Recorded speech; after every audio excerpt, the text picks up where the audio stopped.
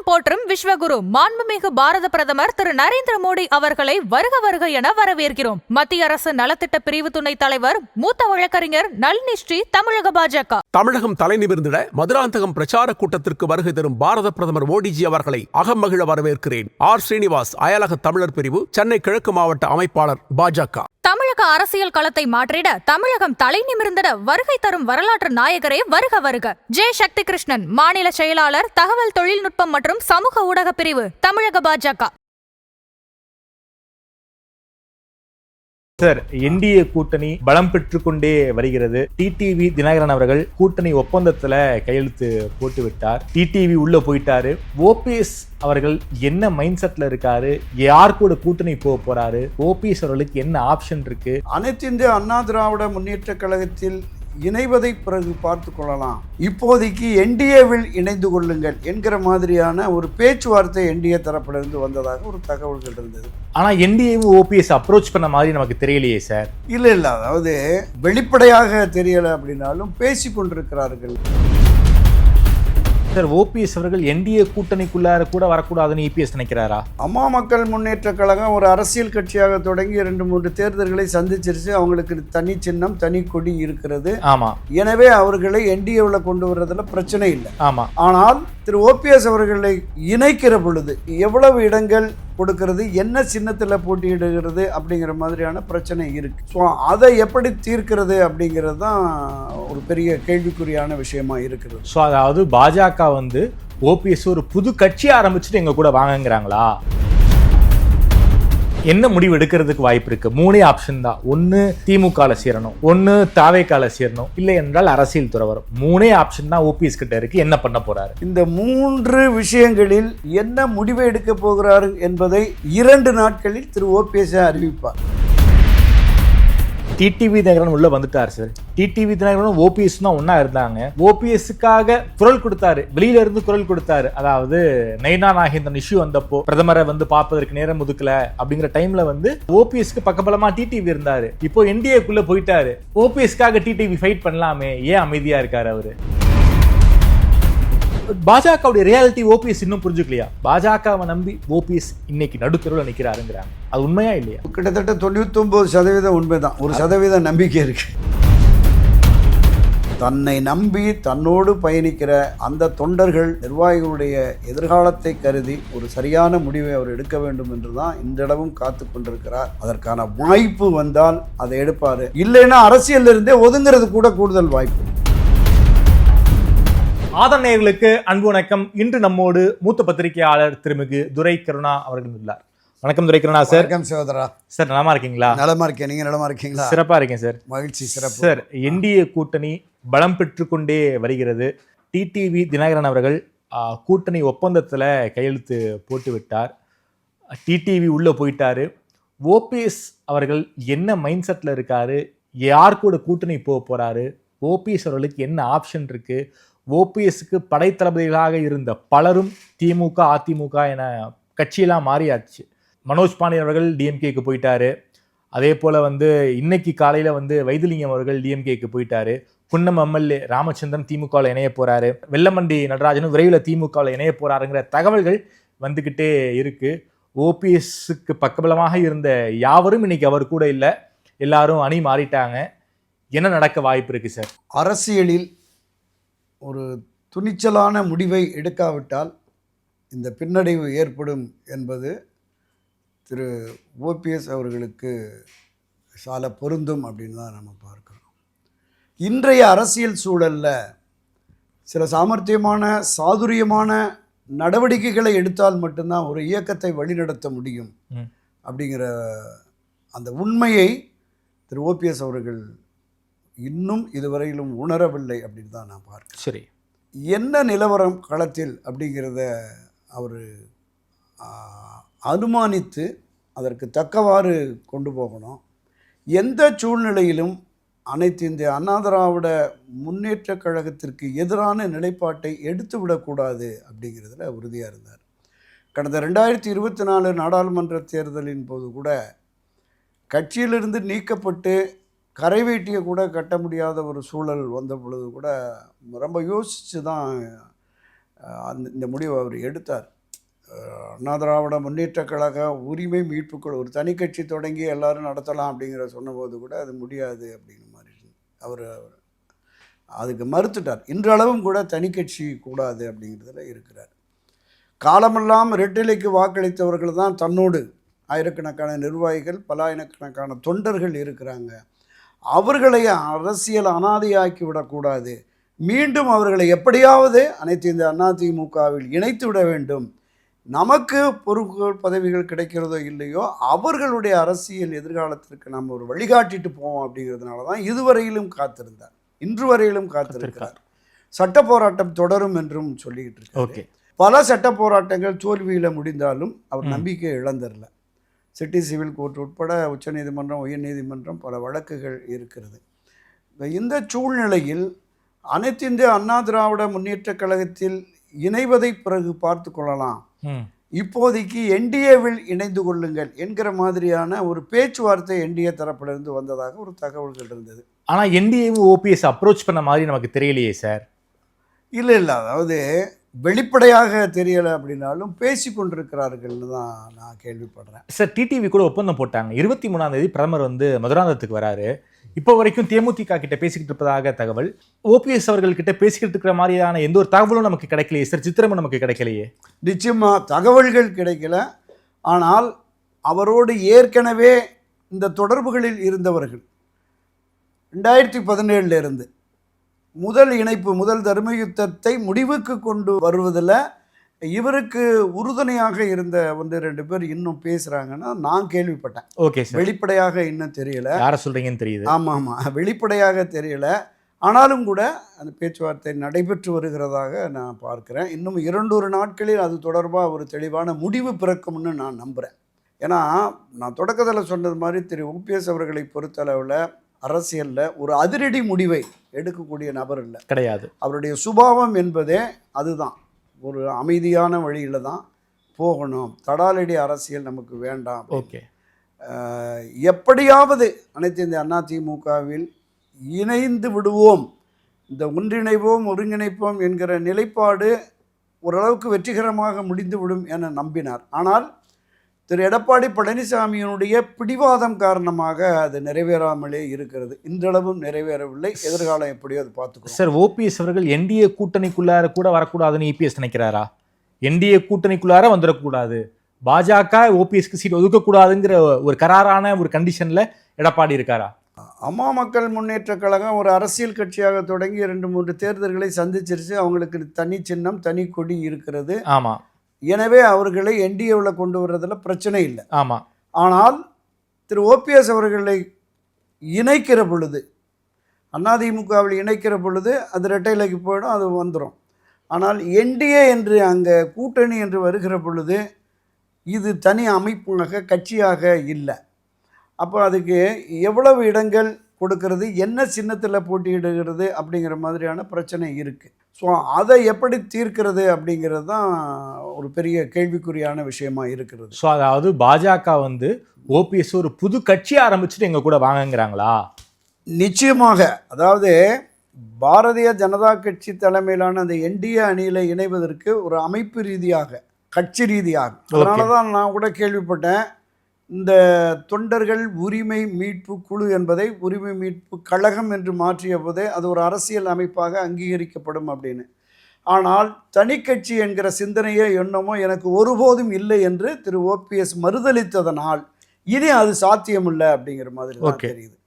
அப்போ என்டிஏல போனால் எத்தனை இடங்கள், ஒரு 10 இடமோ 5 இடமோ ஏதோ கொடுக்குறாங்க என்டிஏ அணியிலனா, எந்த சின்னத்தில் போட்டியிடுவது? பாஜக சின்னமா, தனி சின்னமா, தாமரை சின்னமா, இரட்டை இலை சின்னமா, அல்லது சுயேட்சை சின்னமா, ஒவ்வொருவருக்கும் தனித்தனி சுயேட்சை சின்னமா என்கிற ஒரு நிலைப்பாடு இருக்கிறது. அவரோடு பயணிக்கிற பெரும்பாலான, ஏற்கனவே நம்ம பல பதிவில் சொன்னோம், 90% மேற்பட்டோர் டிவிக்கோட போகணுங்கிறாங்க. ஓகே, தமிழக வெற்றி கழகத்தோடு போவோம், பாஜகவுக்கும் பாடம் புகட்டணும். எடப்பாடி பழனிசாமி, நமக்கு துரோகம் இழைத்த எடப்பாடி பழனிசாமி, நமக்கு நம்பிக்கை துரோகம் செய்த பாஜகவுக்கு எதிராக நாம் களமாடுவோம் அப்படிங்கிற குரல் அந்த பக்கம் இருந்து வருது. ஆனால் இதை வழிநடத்துகிற தளபதிகள், நீங்கள் குறிப்பிட்டது மாதிரி முன்வரிசை தலைவர்கள் பூராமே திராவிட முன்னேற்ற கழகத்துக்கு போயிட்டாங்க. ஆமா. ஒரு ரெண்டு பேர் அதிமுகவில் இருந்த செங்கோட்டையன் அவர்களும் அண்ணன் ஓபிஎஸோட இருந்த அந்த உரிமை மீட்பு குழுவின் ஒரு அங்கமாக இருந்த ஜேசிடி பிரபாகரும் தாவேக்கா போயிட்டு. அப்போ இந்த தாவேக்காவுக்கு வந்தால் உங்களுக்கு உரிய மரியாதை கிடைக்கும்னு சொல்லி இந்த தரப்புலேருந்து இப்போ மீடியேட்டராக அவங்க இருக்கிறதுக்கான வாய்ப்பு இருக்குது. அது ஏற்கனவே இந்த கட்சியினுடைய பிரதான ஆலோசகராக இருந்த பண்டிட் ராமச்சந்திரனே தொடக்கத்திலே சொன்னார். பாஜக தமிழக வெற்றி கழகம் என்பது இந்த தேர்தலில் ஒரு பெரிய பாதிப்பை உருவாக்கும், அதோடு பயணிப்பது சரியானதுங்கிற ஒரு கருத்தை அவர் சொன்னார். அது எடுபடலை, அவர் ஒதுங்கிட்டார். இப்போ பண்ருட்டி யாராவது ஓபிஎஸ் கூட இருக்காரா? இல்லை, ஒரு உடல் நல குறைவுங்கிறதுனால நிகழ்வுகள் இருக்குல்ல, தொடர்பில் இருக்கிறார், பேசுகிறார். அது பிரச்சனை இல்லை. ஒரு தனி மரமா ஓபிஎஸ் நிற்கிறாரே சார், ஒரு தனி மரமா ஓபிஎஸ் நிற்கிறாரே சார். இல்லை, ஒன் மேன் ஆர்மின்னு சொல்லுவோமே, ஒரு நபர் இராணுவம் அப்படிங்கிற மாதிரி ஓபிஎஸ்ஸை சொல்லலாம். ஏன் தனிமரம்னு சொல்கிறீங்க?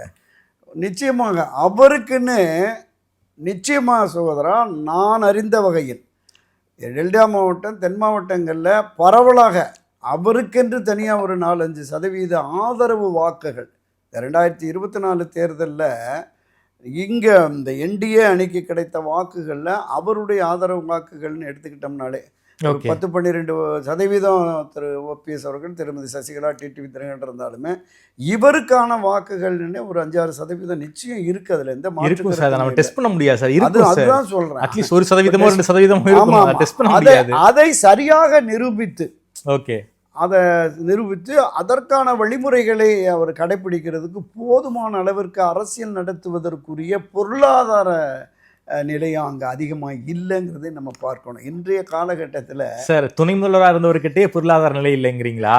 இல்லை, பதவிகள் பொறுப்புகள் நிறைய இருந்திருக்கலாம். ஆனால் இந்த 4 ஆண்டுகள்லேயே கட்சியை நடத்துறது, ஒரு அரசியல் கட்சியை நடத்துங்கிறது அவ்வளோ சாதாரணமான விஷயம் இல்லை. திருச்சி மாநாடு, அங்கே நடைபெற்ற ராமநாதபுரம் தேர்தலில் ஏகப்பட்ட பணம் ஒரு செலவு பண்ணிட்டார்.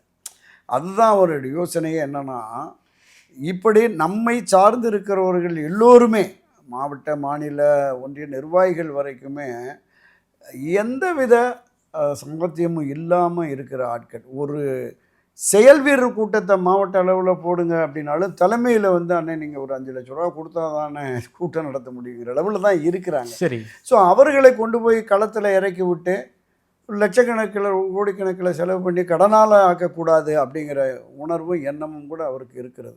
அதனால தான் இவ்வளவு தாமதமான யோசனைகள் இருக்கிறது. அவரவர்களுடைய அரசியல் நிலைப்பாடு, அவரவர்களுடைய அரசியல் எதிர்காலம் எங்களுக்கு இதுதான் உகந்தது என்று அவரை அணுகிற பொழுது நான் தடையாக இல்லை, உங்கள் விருப்பப்படி நீங்கள் முடிவெடுத்து கொள்ளுங்கள் அப்படி விட்டதனுடைய விளைவு தான் கொள்கை பரப்பு செயலாளர் இருந்த மருது அழகராஜ் தொடங்கி அந்த கட்சியினுடைய இணை ஒருங்கிணைப்பாளர், துணை ஒருங்கிணைப்பாளர், தேர்தல் பிரிவு செயலாளர், அமைப்பு செயலாளர்னு அந்த முன்வரிசை தளபதிகள் எல்லோருமே போயிட்டாங்க. அவர்களை சுதந்திரமாக அவர் முடிவெடுக்க அனுமதித்து விட்டார். நீங்கள் என்னை நம்பி என்னுடைய அரசியல் எதிர்காலம் போய்விட்டது என்று என் மீது பழி சுமத்த வேண்டாம், உங்களுக்கு நான் தடைக்கல்லாக இல்லை, உரிய நேரத்தில் உரிய முடிவு எடுப்பேன் அப்படிங்கிற மாதிரி சொல்லியிருக்காரு. அப்போ உரிய நேரம் என்பது இந்த 23ஆம் தேதிக்குள்ள ஒரு முடிவு.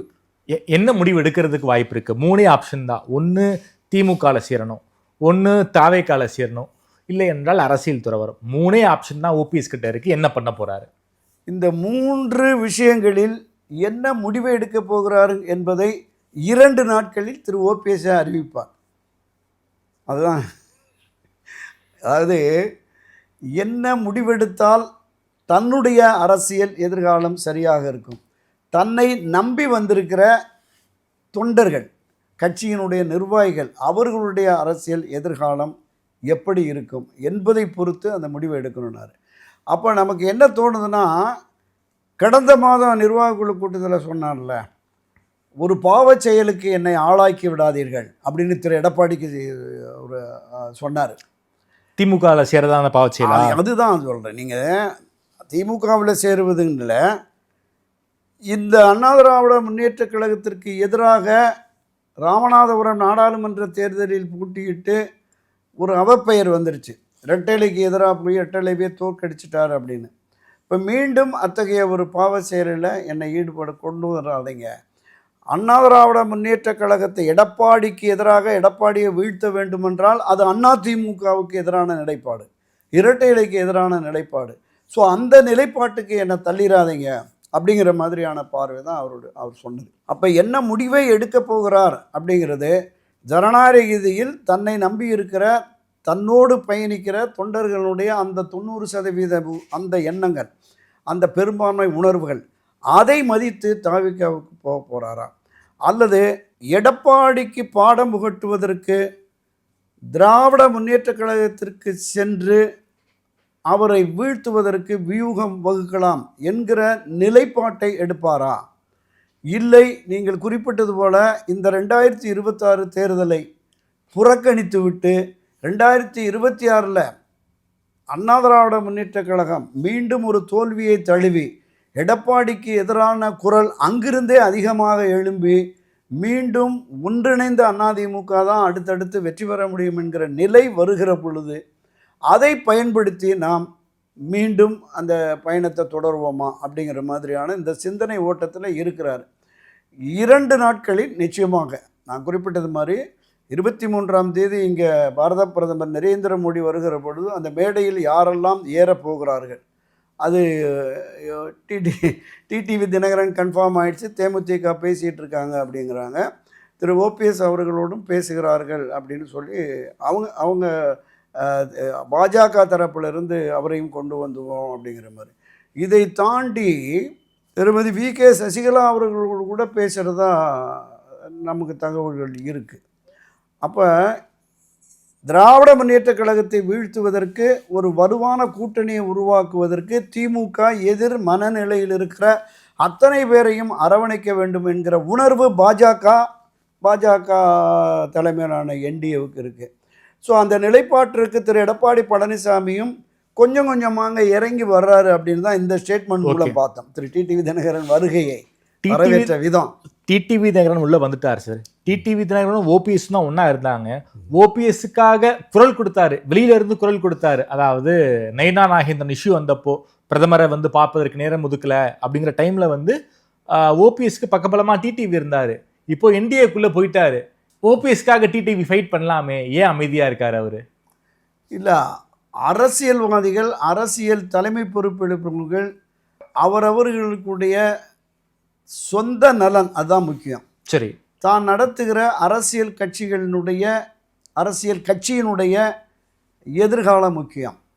அப்போ அந்த அடிப்படையில் பார்க்குற பொழுது திரு ஓபிஎஸ் அவர்கள் அரசியல் கட்சியை தொடங்கலை, அதிமுகவை ஒன்றிணைப்பதற்கான ஒரு உரிமை குழு அமைப்பாக தான் அவர் போகிறாரு.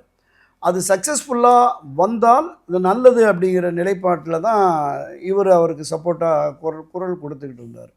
திரு ஓபிஎஸ் அவர்களுமே இந்த அணி வலிமை பெறுகிற பொழுது அமமுகவும் இங்கே கூட்டணியாக வருகிற பொழுது அது திமுகவுக்கு எதிரான ஒரு வலுவான கட்டமைப்பை உருவாக்க முடியும் என்கிற அடிப்படையில் தான் கரம் கோர்த்தார்கள். ஒரு கட்டத்தில் பசும்பொன் முத்துராமலிங்க தேவருடைய நினைவிடத்துக்கு வர்ற போது கூட திரு செங்கோட்டையன், திருமதி சசிகலா, ஓபிஎஸ் அவருடைய சந்திப்பு என்பது ஒரு பெரிய மாற்றத்தை கொண்டு வரும் இந்த அரசியலில் அப்படிங்கிற மாதிரி பேசப்பட்டது. அது அன்றோடு முதுங்கிடுச்சு. செங்கோட்டையன் அப்படி போயிட்டார். நீங்கள் குறிப்பிட்ட மாதிரி திரு டிடிவி தினகரன் அவர்களுமே போயிட்டார். தொடக்கத்தில் அவர் விஜய் ஆதரவு நிலைப்பாட்டை எடுக்கிறாரு, விஜய் கூட போயிடுவார் அப்படின்னாங்க. ஒரு 1-2 பேட்டிகள் அறிக்கைகளில் திமுகவுக்கு ஆதரவாக பேசிக்கிட்டு இருக்காரு, அங்கே போயிடுவார் பேசுகிறாங்க. ஆனால் இன்றைக்கு உறுதிப்படுத்தப்பட்டது என்டிஏ கூட போகிறதுன்னு. சட்டமன்றத்தோட ராஜ்யசபாவும் கேட்டு அது உறுதிப்படுத்தப்பட்டதாக அவங்க வட்டாரத்தில் சொல்கிறாங்க. டிடிவி தினகரனுக்கும் ஒரு ராஜ்யசபா. அதை தாண்டி திரு திருநாவுக்கரசர் வந்த பொழுது வாஜ்பாய் அத்வானி பீரியடில் அவருக்கு ராஜ்யசபா கொடுத்து இணையமைச்சராக்குனாங்க. அதே மாதிரி ஜி.கே. வாசன் அவருக்கும் ஒரு ராஜ்யசபா கொடுத்து அமைச்சராகவுமே அவரையும் கொண்டு வந்தாங்கன்னு நினைக்கிறேன். அது வந்து காங்கிரஸ் பீரியடில் இப்போ ராஜ்யசபா கொடுத்துருக்காங்க. ஸோ அந்த அடிப்படையில் இவருமே இப்போ தேமுதிக திருமதி பிரேமலதா கேட்குற மாதிரி 1% 1% கூட இல்லை, அவங்களே கேட்குறாங்க எங்களுக்கு அது வேணும், நாங்கள் 4% 4% வரைக்கும் வாங்கி நிரூபித்தவங்க அப்படிங்கிற மாதிரி கேட்டு அது ஒரு வழியாக அது முடிவாகி அங்கே போயிட்டாங்க அப்படிங்கிற மாதிரி. இந்த மாநில ஆட்சி கட்சியாக திராவிட முன்னேற்ற கழகம் இருக்கிறது, மத்திய ஆட்சி கட்சியாக பாஜக. இந்த 2 பேரும் ஆட்சி கட்சிகளை எதிர்த்து ஒரு பாதுகாப்பற்ற அரசியல் சூழலில் நாம் இருக்க வேண்டாம். மத்திய ஆட்சி கட்சி ஆதரவு இருக்குமே என்றால் நமக்கு ஒரு பாதுகாப்பான நிலை, கட்சியை வளர்ப்பதற்கு உதவும் என்று தன்னுடைய ஆதரவாளர்களை, மாநில மாவட்ட நிர்வாகிகளை கன்வின்ஸ் பண்ணி இந்த முடிவை எடுத்துட்டாரு. அது ஒத்துக்கிடுச்சு. டிடிவி தினகரன் எம்எல்ஏ எலெக்ஷன் நிற்க மாட்டார், ராஜ்யசபாவுக்கு போயிடுவாருங்கிற மாதிரி அவங்க வட்டாரத்தில் ஓகே சொல்கிறாங்க. அப்போ என்டிஏவில் கூப்பிடுற பொழுது இவங்களுக்கு எத்தனை இடம் கிடைக்கும்? திரு ஓபிஎஸ் அவருக்கு நான் சொன்னேன்ல, அரசியல் கட்சியாக இருந்து பதிவு பெற்ற கட்சியாக இருக்கிற பொழுது ஒரு குறிப்பிட்ட இடம், ஒரே சின்னம் வரும். ஓகே. அப்படி இல்லாத பொழுது என்டிஏவில் போய் எத்தனை இடங்கள் இருக்கும், என்ன சின்னத்தில் நிற்கிற அந்த பிரச்சனை இருக்குது. அதனால் அது ஒரு பெரிய குழப்பமான நிலையில் இருக்கிறாரு, நமக்கு வெளிப்படையாக தெரிகிறது. அதனால தான் தன்னோடு வந்தவர்களை தக்க வைக்க முடியாத ஒரு நிலை இருக்குது. ஓகே. அப்போ அவங்க எல்லாருமே நீங்கள் தாமதிக்க தேர்தல் நெருங்க எங்களுடைய ஃபியூச்சரை பாலாயிடுமோ அப்படிங்கிற மாதிரி. திரு வைத்தியலிங்கம் அவர்களை பொறுத்தளவில் அவர் தன்னை காட்டிலும் அடுத்த வாரிசாக தன் மகனுடைய அரசியல் எதிர்காலத்தை அவர் யோசிக்க ஆரம்பிச்சிட்டார். ஓகே. ஸோ இந்த தேர்தலில் அவர் திமுகவோட போகிற போது பின்னாடி பையனுக்கு ஒரு மாதிரி இருக்கும் அப்படின்னு. இப்போ எல்லா அரசியல் தலைவர்களுமே தங்களுடைய அடுத்த வாரிசுகளுடைய அரசியல் எதிர்காலத்தை கருத்தில் கொண்டு பயணிக்க வேண்டிய ஒரு சூழல் இருக்குது. திமுகவாகட்டும், அதிமுகவாகட்டும், எல்லா அரசியல் கட்சிகளையும். ஸோ அந்த அடிப்படையில் அவங்க எல்லாமே போயிட்டாங்க.